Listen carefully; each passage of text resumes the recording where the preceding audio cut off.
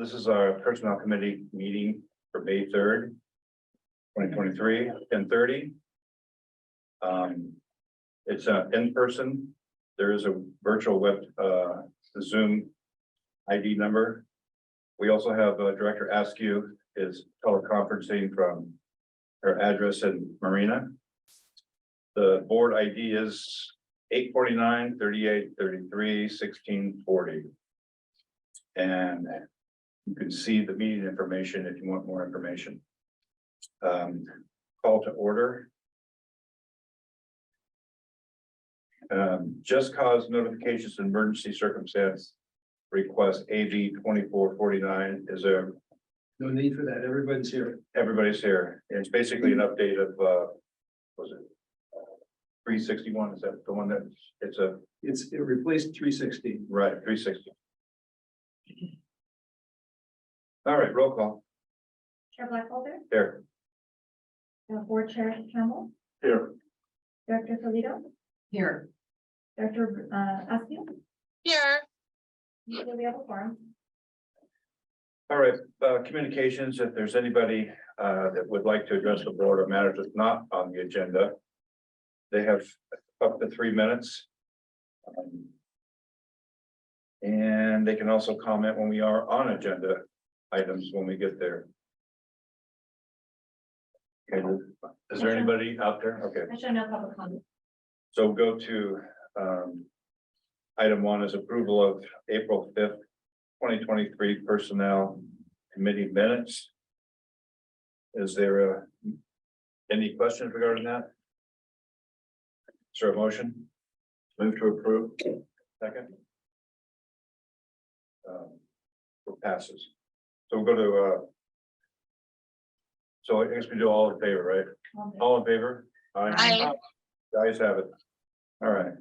So item 2 is discussion of 2023-24 proposed district fee increase and preliminary budget. And who's going to be doing that? Thank you, Chair. At this point, we'll have Garth Gregson, our finance manager, give us a slide deck overview of our preliminary budget.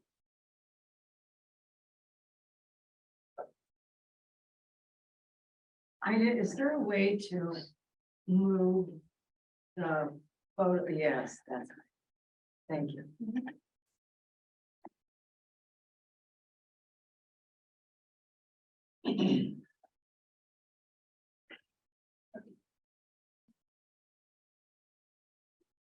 Hey, good morning, everybody. We're gonna go through a quick summary of what the fiscal 2024 budget looks like and start off with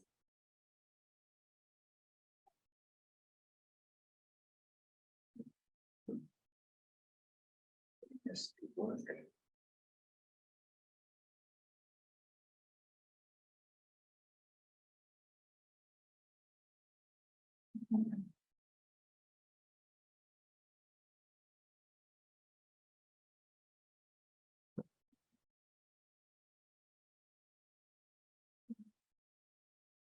Okay, so here are kind of the key issues or items in the fiscal 24 budget. The first item, we incorporated a 5% increase in disposal fees. So this is 5% on every item on our fee schedule. Our just regional customers have contracts, so their fees will be adjusted as per their contracts.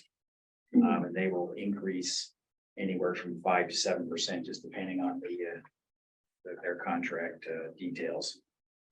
Disposal fee revenue is expected to increase about 19% over fiscal 23, and that will be a combination of our higher tip fees and an increase in our volume, which we have been seeing throughout fiscal 2023.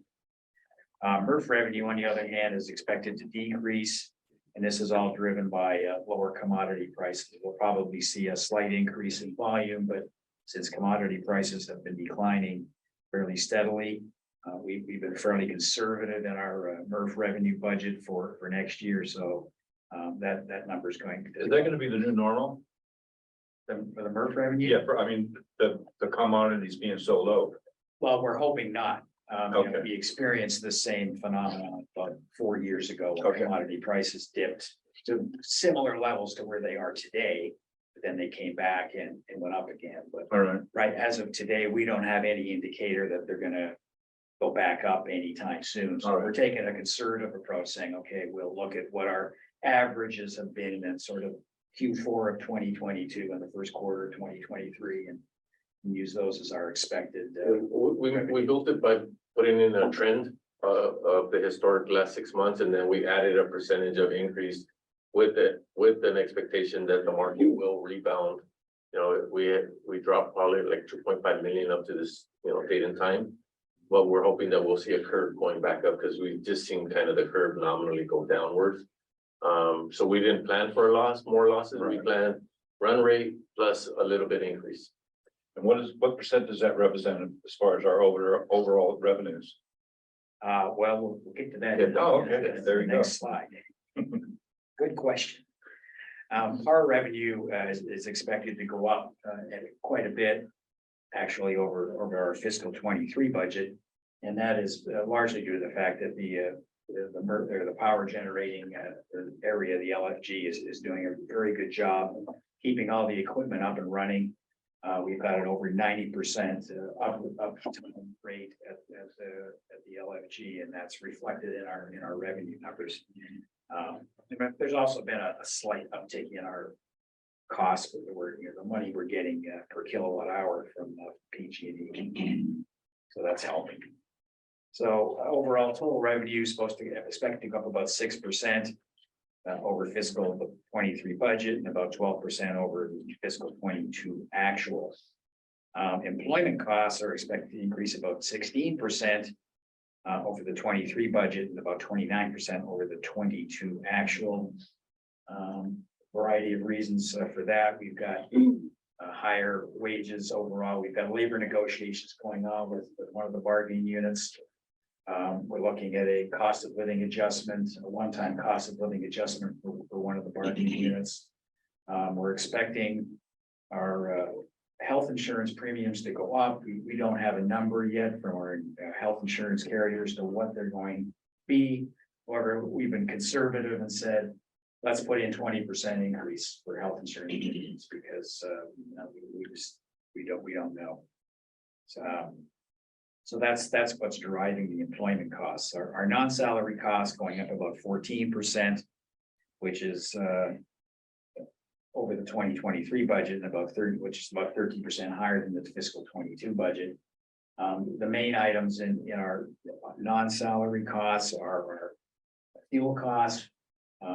Throughout this year, we've seen our fuel costs continue to be well above what we budgeted for this year. Now, so we've taken the approach that we're looking at about $1 million increase in fuel costs in fiscal 24 versus what we budgeted in fiscal 23. That fiscal 24 budget number, though, is not actually very much higher than what we estimate the fiscal 23 actual number is going to end up being. Also, our repairs and maintenance costs are our biggest expense item. They're going to increase slightly, but not a lot.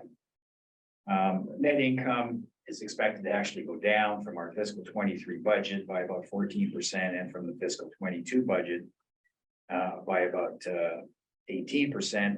And that's a combination of the impact on the revenue, lower MRF revenue, and our higher operating costs. We have some items that we're still are open at this point in time. As I mentioned, we have some labor negotiations going on, and the impact that those might have on the fiscal 24 budget aren't 100% known at this time. So we've put in an estimate as to what we think it's going to be in terms of our salary costs, but that's still an open item. As I mentioned, our health insurance premium costs, we don't have a number yet from our insurance carrier, what those will look like. Workers' compensation and property and liability insurance, we have a preliminary number from our broker, SDRMA, and that's what we're using in our budget, but we don't have the final numbers. The final numbers will, in all likelihood, not change very much, if at all, from what is in the current preliminary budget here, but it's worth noting that those are not the absolute final numbers for those cost items. terms of our revenue mix, our tip fee revenue is still the largest portion of our fees. Revenue rather, 77%. The MRF is next, is about 15%. Power is about 6%, and then our other is 2%. The other category includes our sale of sand, the Don Chapin Company, and the revenue we get from selling CNG to green waste over at their truck yard there. One of the items that the district has been watching closely over the years is the percentage of disposal revenue to total revenue. In an ideal scenario, the district would be becoming less dependent on disposal revenue in terms of operating the district.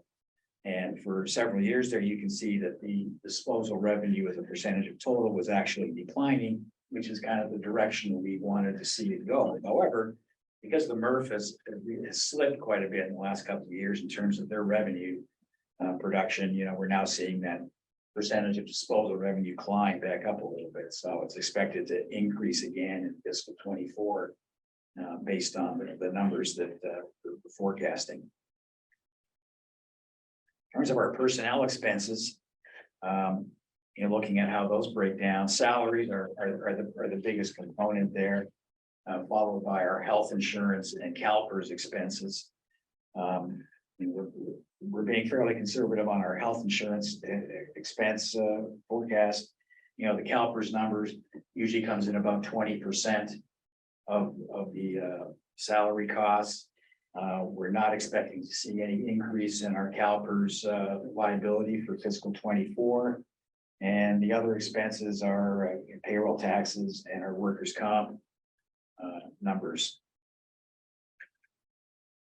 In terms of our operating expenses, you can see the repairs and maintenance number is the biggest non-salary expense we have, and that includes repairs and maintenance for everything that happens here at the site. So that's all of the equipment that we use out of the landfill, all the heavy equipment there, all of the maintenance and repair work that's done at the LFG facility, maintaining the engines that generate power, and as well as any other activities that take place around the site. Recycling services, that's essentially all the business we do with Keith Day in terms of processing green waste and food waste. And his prices did go up during fiscal 23. We did have a price negotiation with him because he came and said that his costs have increased quite a bit. And a lot of it has to do around with the SB 1383 compliance that he's got to do a lot more work, which we understand. So we have had a price increase from him. And we're expecting to keep those prices the same in fiscal 24. But the volume has been increasing slightly as well with him. So that's going to be a pretty big expense. The next item, as I mentioned, is our fuel costs. They continue to stay very high. We're going to finish fiscal 23 in excess of $2 million. So we're budgeting 2.4 million for next year. Our insurance, and that's our business and property and liability insurance, is based on our estimate that we got from SDRMA. That's gone up again this year from what it was last year. SDRMA describes just the fact that the global insurance markets are all seeing fairly substantial increases in insurance rates because of just all the events that are going on, and there's a lot more claims being submitted globally by customers. So that's impacting everybody's insurance rates. Our taxes and surcharges, that's what we pay the state and the county for landfilling material. We pay the state $1.40 a ton. We pay the county about 85 cents a ton. And so, that is going to continue to be a fairly large expense. Our operating supplies are the various, things like safety supplies and other things that are used all around the site. Professional services, that's largely legal services, engineering services, audit services. That number is fairly consistent with what it's been. Environmental services, is things we pay for air quality monitoring, our water quality, other compliance related costs that we have to incur to make sure we're doing all the things that the county and the state says we need to be doing. Outside services would be other things like janitorial services, temporary employee services, and other outside people that we contract with to provide either people or services to the district. And office expenses, just all the small equipment items that we use around the site. It also includes our IT services. We have an IT consultant on retainer that we use, and he also, he buys all of our computer equipment and that kind of stuff, and that goes into the office expense category. In terms of capital spending for next year, in terms of mobile equipment, the biggest item on there is a Caterpillar scraper at about $1.2 million. And then we've got some smaller items. We've got a loader and a forklift, and the forklift is actually going to be an electric forklift. We're going to get in terms of the capital improvement projects, the big items there is the Mod 7 development costs, the M1W power connection, which is continuing on. And then we've got some road paving, road improvement activities planned around the whole site here. So we're doing a fairly extensive remodel of the scale house to make it bigger and more customer friendly than it currently is. LFG management, and just making sure that the site is working effectively and improving our gas collection system that we have in place now. We're looking at adding an above ground scale to complement what we have here by the scale house, and that scale, could be placed down at the MRF, or we might place it over here near the existing scales, just depending on what our traffic flow is like. But that would be a useful addition as well. And then there's some other items, there's some, MRF additions and replacement costs. And so we've got, just under $19 million of capital improvement projects in the plan for next year. Here's staff report at the very beginning, left off a few zeros. You left off 3 zeros and was like, that doesn't sound right. Okay, all right, well, we'll address that. The next item that is worth mentioning is our obligation with our bonds and our reserve policies. With our bonds, we have a debt covenant where we have to generate at least 1.25 the amount of debt service that we have to cover every year. And so we have a debt service of roughly $4 million that we have for next fiscal year. And which means we haven't generated 1.25, at least that much in net income to make sure that we have enough cash to cover that obligation. And that's a legal requirement. That's in our bond document, so that we have to do, and we have to certify that every year that we are in compliance. And we will be able to meet that that ratio covenant in next year. And then we have our various reserves that we have. One is our cash operating reserve. Now we have a we have a reserve policy, and actually in June of last year, the cash operating reserve was defined as 20% of operating expenses. So we look at our total operating expenses and take 20% of that number. We're supposed to have at least that much cash on hand to be able to cover that much expense, and we will in this budget. And in the other reserves we have our capital improvement and capital equipment reserves. These were set up last year as new reserves. So we're going to have roughly $5+ million in those two reserves going forward. And then we also have our post-closure reserve. And this reserve has been in place for many years and has not changed. And it looks at, what is the district's obligation regarding our. If the site closes, what's the district have to do in terms of the closure, post-closure part of it? Now, every year we do recognize a liability. For our post or closure, we do a calculation that we have to send to the state. That says. Basically, here's what we've done at the landfill, here's what our original capacity was, here's how much material received, and we come up with an estimated remaining life. For the district and an estimated cost of what it would be to. Close the site and then do the various post-closure activities that are required. So we recognize a liability every year. It's a non-cash liability. We're not actually paying that money out to anybody. We're just saying we have this liability that we're gonna eventually have to pay one day. However, we do segregate a certain amount of our cash into this closure, post-closure reserve. We have $1.5 million in there now. That has been there for probably 10 plus years, has not changed.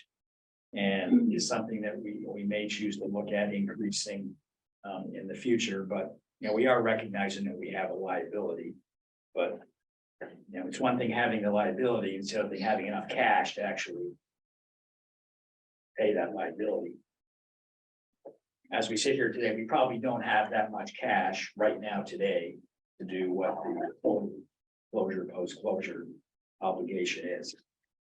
And then we have an environmental impairment fund, which is another reserve or fund that has been created and set up and has been in place for 10 plus years. Has not been adjusted or touched at all. But what all this means is that, with the cash that we're going to have generated plus the cash we have on hand, and we will be able to meet our cash operating reserve, and we will have enough cash to identify in these other reserve categories in fiscal 24. That's a quick rundown of what fiscal 24 looks like. Any questions? I'd be happy to take it. Yeah. And thank you. That was a great presentation, quick rundown. For the 2018 revenue bonds, I noticed the interest expenses. I know they are going down. I misread that. I was wondering if they were. I misread it. I thought they were going up, but I guess they're going down as they should be, right? The interest expenses. Yes, that's true. Yeah. And then as far as revenue goes, I mean, it's there's two things I've been excited about and haven't still waiting for them to come on board is the natural gas to fuel conversion. It seems like that would reduce a big line, our fuel expenses are huge, and if we can actually produce some of that fuel on site and sell it, that would be a great revenue stream other than the tip fees, and then also the whatever over the fence power line and power sales that's should be up and running by the end of the year, the fiscal year next. Well, in this fiscal budget, we did not budget any new power revenues that are going to the purification plant. Mainly because we don't see it happening because of delays, right? CNG, we do not have that additional revenue in the budget either. And maybe Guy can give an update on those two items, the gas and engines. Would help bring down that 70% dependence on.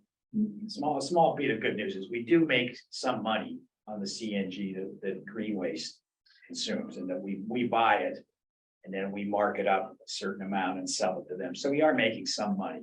However, not as much as if we were generating all our own gas and selling it straight to them at the market price. Mm-hmm. It's just that I saw some expenses in there for these projects, but zero revenue coming from these projects.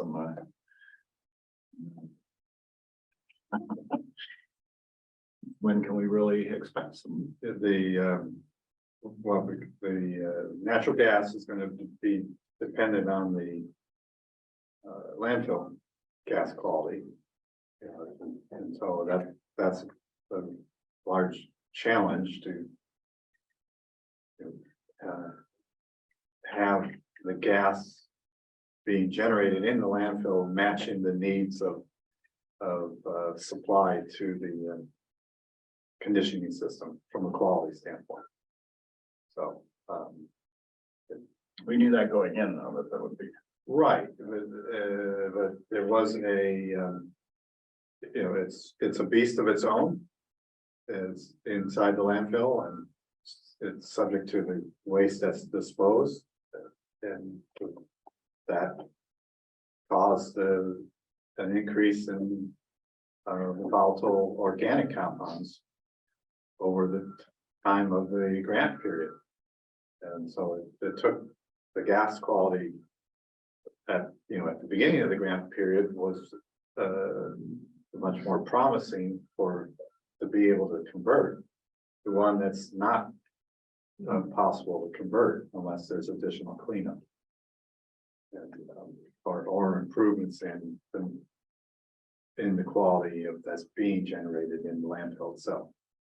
Can we do something like buy natural gas from wherever we're buying it now and blend it and make lower the overall? We'll bring back some options to the board. That one's a difficult, one of the more difficult ones to accomplish the blend.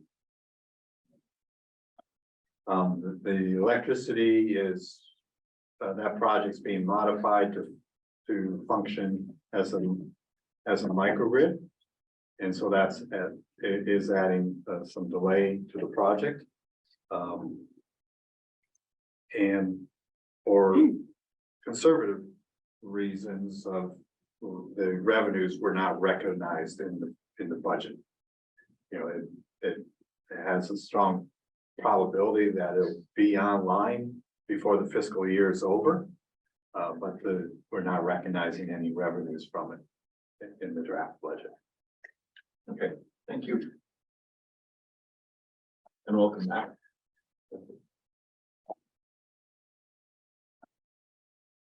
Questions? I guess that's it.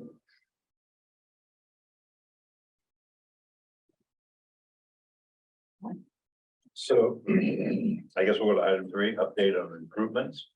Yes, we started to do a recruitment plan. So we are looking to work with Murray and Associates, which is the recruiter that really helped with the general manager position.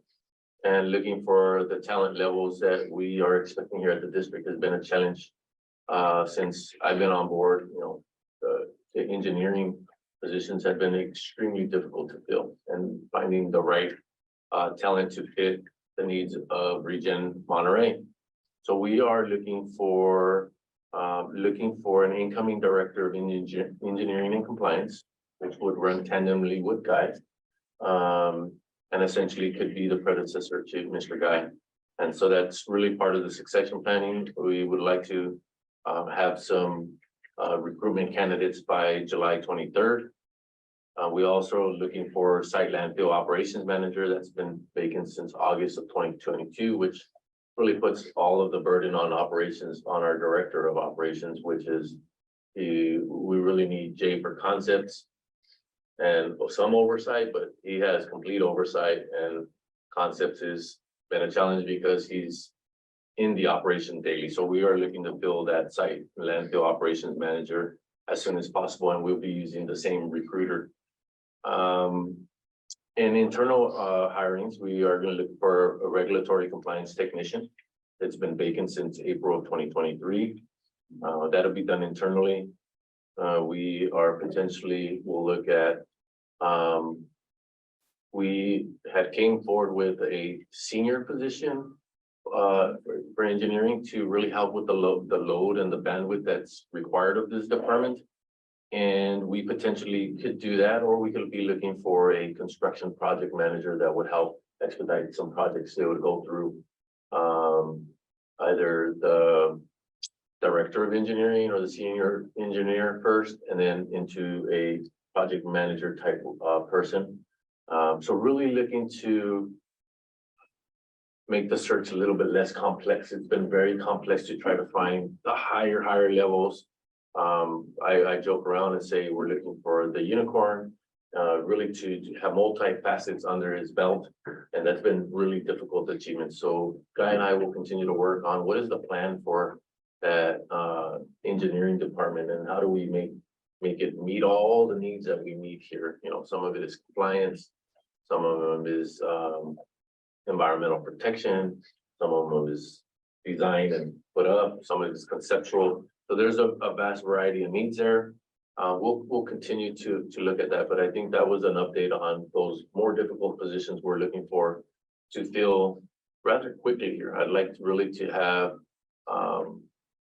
a lot of cups to pour in, because Guy's position is going to be extremely impactful to the district at some point, and we just want to make sure we have enough people that can absorb his tenure and knowledge and service and dedication. He has a lot of attributes that he brings here. He really loves this place, and it comes with a boatload of challenges for everybody that stays here after Guy says goodbye. And Guy knows my concern with really trying to accelerate the opportunities with bringing on folks to absorb some of those impacts that we would see. Mr. Phillips is an associate of Bob Murray, and he's very familiar with the district. And it's helped us look at, 3 other general manager positions. He's also helped with Salinas Valley Solid Waste Authority, South Bayside Waste Management Authority, Costa Authority. So he helps with a lot of authorities on looking for these positions, and we hope we have ample success in the recruitment. So I just wanted to give an update on that. For the majority of our operations, we are pretty caught up on our head count, and we are not really severely looking for anything. I think there are replacement positions and people that are taking promotions that we have to come back and fill. But these ones specifically that I mentioned will be the challenge. And I want to make sure that we keep our pulse on how quickly we can onboard some of these new positions that will be here to help out with the load after Mr. Guy has decided to leave. And that's all I have on the recruitment update. Any questions at this time? No? All right. Sorry, through the chair. So Felipe, for those positions that we're recruiting for, like where do we recruit for those? Like, what is the pathway that leads someone into that role? Is it just someone that, I guess, like, where are we looking at people from? Where do we bring them in from? You want, So it is a national solicitation. And the prime preferred candidate will come through a public or private solid waste management entity for the higher level positions. The entry and mid-level engineering positions can be recruited from consulting practice, where the consultants are practicing in the solid waste industry, but they don't are not necessarily involved in operational support, as opposed to the other solid waste management companies. Those employees are always involved in operational support, in addition to permitting, design, compliance related activities. So it's engineers, civil engineers in general are difficult to recruit. Civil engineers is a subset of that, and relatively speaking, it's increasingly difficult to find civil engineers because they're a decreasing percentage in the overall engineering headcount. And then the solid waste industry is a subset of the experience that those engineers get. So, it's, you know, and it's small, it's, you know, the solid waste, in the engineering practice, solid waste industry has maybe 10% of the demand on professional services. It's, Okay, so it's a really small pool that we're looking at. Yeah. And it sounds like it's gonna come down to personal relationships and who knows who and how attractive we are as an employer that someone would want to come over to. that is certainly helpful. And that often is a driver that accomplishes these hires. So you know, being a well-respected entity and then having professional relationships, you know, with other companies and the consulting engineers, definitely creates the network that helps the supply. Yeah, and just to add to it, Director Rudaski, is we also have the challenge with living in the area. So when Right. you try to recruit people that are coming from other areas, it's an economic challenge for them because of the change of how expensive it is to live here whether it's on the peninsula or in the valley. It is quite a significant economic change from someone coming from Florida or Texas or a different state that's not California. So I think that is the other bottleneck that we're talking about. Is the pool is small already to begin with when you look nationwide, but it gets even smaller when you say, if you haven't lived here, there's a likelihood that you may not want to make the move. And we've had some really, really good candidates that fit the mold. But when they look at their economics, they say it's like a lose for me to take the position. And so that's the other challenge that we'll be faced with. So as we start seeing candidates vetted through, you may see some different requests come from me and the team here on trying to get someone to actually execute leaving wherever they're at to come here. And the challenge is the living portion of it. I don't think it's what we offer here. It's the change of going from one place that costs significantly less to live and come here and get rooted here. So that's the challenge for us. Are we Yeah, talking kidnapping or? I went to the Western Symposium and I asked around and said, hey, this is what we got going. And in communications, just really trying to touch people that are closer to the California region than the next states over, because those will be the challenges that we face. It's not so much, do they have knowledge around it? That's the first challenge. But the second one is, do they have the ability to economically make a move to Monterey? Yeah, I was gonna bring that up. It's a phenomenon that is affecting all of the cities as well in their hiring practices. And this is a big reason that the mandate to go through the RENA process and get some more affordable, low, very low, moderate and market rate homes actually built in our community so that we can attract quality people. And it's a crisis. And I think it's important to somehow explain that to people, because we're getting pushback about affordable housing. And until our residents in this area realize what we are facing with hiring and how that can be impacted positively if we start to build some more affordable housing, they're just going to keep saying, no, we don't want anything, we don't want to change. The other thing that occurred to me is housing stipends.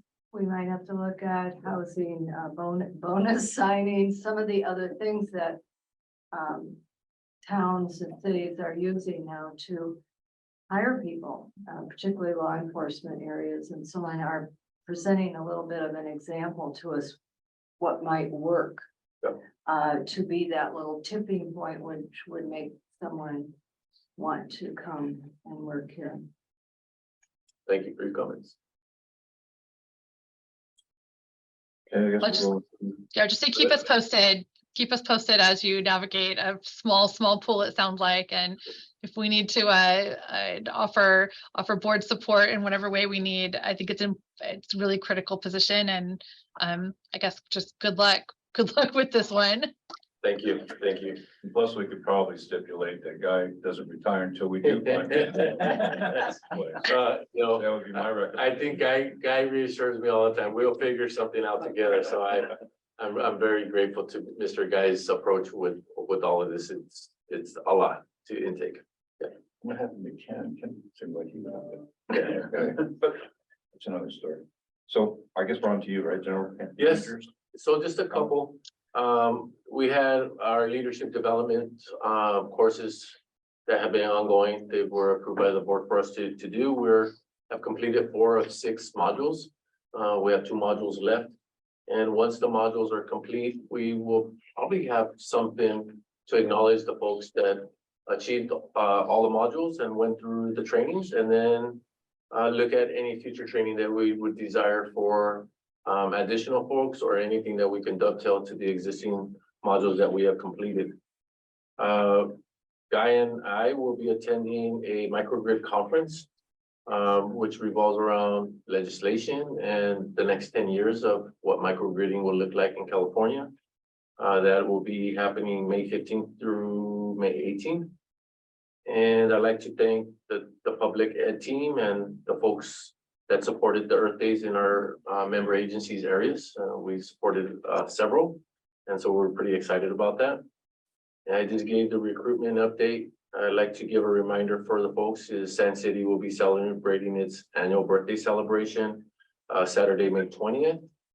And I'd like to thank Director Ruth Askew, Mayor Delgado, the engineering team here on getting a little co-op together, and we actually seen some filling of the paving area across the railroad track. So not a complete brand new job, but a big improvement of what we were seeing prior to that. So we appreciate the work and how quickly it happened right there on Del Monte, crossing the road tracks. It was not very good for your vehicles. It was not safe. People were veering to avoid the potholes. They've been filled since, and it's a nice improvement over what existed prior to that. That's all I have, sir. Do you know of who's responsible for that area? It is Monterey County. Monterey County, have you? Well, it's Monterey County and it's TMZ. It's a bit confusing because where the tracks lie, there is some TMZ responsibility, but it would be the rest of the road is Monterey County Public Works. And we know the road is in bad condition, like around the tracks. But there was some flood water runoff that made it even worse. So the county has plans to repave that section of road, but it's not on the immediate list. So we kind of had to put in a special request to get TMZ and the county to move this one little section up on the priority list. Thank you. Yeah. I'd like to ask you a question while paving came up. As I drive in and I see the sign that says, I think it's rubber asphalt paving pilot program. Is there any information about how that has held up, whether it was a good thing, whether it's something we could recommend to cities to consider? I mean, if you have a pilot project, there has to be something come out of the pilot project that is instructive. I'd like to know more about that, because as cities are doing more and more paving, if it's a good thing, it'd be good to share that. I'll start off and then I'll have Guy dovetail. I wasn't here when the actual paving project took effect. I know that it was a project that used tires and they spread it out. When you look at the road, it's held up fairly well since the paving was initiated. I do know that the cost of using reused tires to make a paving project is significantly more than using regular asphalt. I think it's as much as 3 times as much as the expense.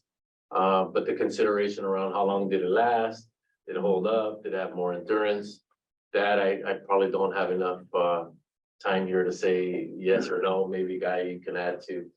Well, we can bring a report back. It was a project that was done quite a while ago. Because the road looks great. Yes. It's compared to many of the roads around the county. And I understand an increased expense, but when you factor in maybe the environmental savings by doing something good with tires and so on, I think you have to factor in all of that, but certainly longevity is a big one. And I've been driving out to the district for years and I've always noticed, wow, the road really looks pretty good. And, we have to keep moving into the future of using up wasteful products and putting them into actual practice. Done a long time ago. I think it's held up really well. It's performed satisfactory. Well, especially for the weight of the trucks coming in using it every day. Well, certainly that is unique to that road. You may be expressing or sensing some reluctance in my presentation is that there are design practices for asphalt paved roads that are such that all roads should perform well during their intended life. And that is by design practice is 11 to 20 years of a well-performing road. So it's not so much dependent on the materials in the road as it is on the design for the road to cover the intended use, which in this case is a unique use given the number of vehicles and how heavy they are. I feel like it's been 20 years. But I don't know. It may well have, the road's failing in places, but that's not necessarily associated with the recycled tires aspect. There appears to be a deficiency in drainage elements that's resulting in the problems with the road. Thank you. Yeah, it'd be interesting just to see, because, a while ago, people thought, oh, this would be a good place to do recycled tires. So there should be a report somewhere saying that, we've looked at it in the long term and, we're doing something else with tires now, and that doesn't seem like it's a good. A great point. That was an element of what I intended to say relative to giving an update. We look into the original or the existing project basis and define what happened then and then take the next step. What can we do now? Right. Is a recycled tire an option for this area? It does require that there be a production facility that can make that kind of asphalt. And that's a little bit of the challenge with this part of the world, in that it's not an urban, high population area. So it doesn't have the same infrastructure that the Bay Area has around these type of production plants for asphalt paving. So, All right, Thank you. anything else? That is it, sir. One other thing regarding that railroad, are they also the ones responsible for the striping? So you can see, it's a little vague. I mean, for people that are old like me, when you're driving there, it's hard to tell where you're at on the road. So, Yeah, I agree that left-hand turn is not yeah, very it's not, clear. and you got great big trucks, you wanna make sure you are on your right side of the road. So I don't know, maybe you could just. Duly noted, we'll put in, Is that are you talking about for Del Monte, that section, the Yeah, lines? Yeah, you get off the freeway and then you turn right and you're coming along and it's just like, it's vague where the From the line- freeway, okay, from the freeway side, got it. Right. Future agenda items.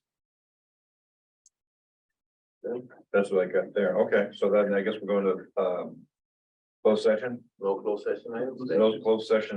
Then I guess we're going to return to open session. We were in open session, so there you have We it. can go ahead and. So I guess we can go ahead and adjourn. Thank you, sir.